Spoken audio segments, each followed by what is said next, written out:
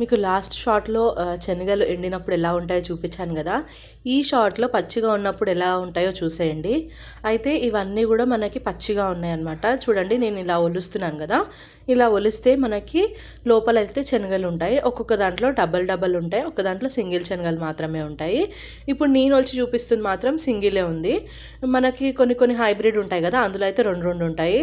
ఇవి పచ్చివి తిన్నా కాల్చుకొని తిన్నా టేస్ట్ అయితే చాలా బాగుంటాయి. మేము ఊరికి వెళ్ళినప్పుడు అయితే ఎండివి అయితే ఏవైతే ఉంటాయో అవన్నీ మంచిగా కాల్చుకొని అయితే తిన్నాము. ఫ్రెష్గా తింటే ఫీలింగే చాలా బాగుంటుంది కదా.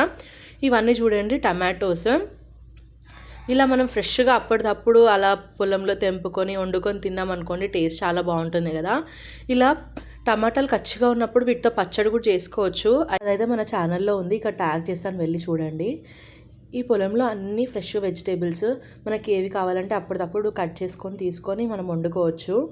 ఇంకా దీంట్లో పచ్చిమిర్చి కూడా ఉంది, మీకు కనిపిస్తుంటే చూడండి, అలా ఫ్లవర్ లాగా ఉంది.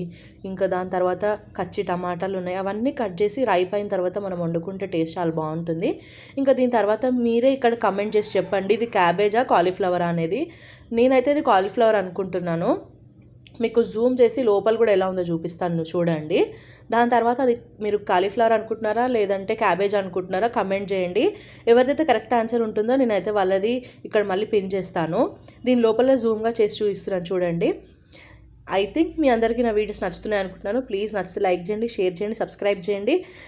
ఇంకో వీడియోతో మళ్ళీ కలుస్తాను. అంతవరకు బాయ్ బాయ్.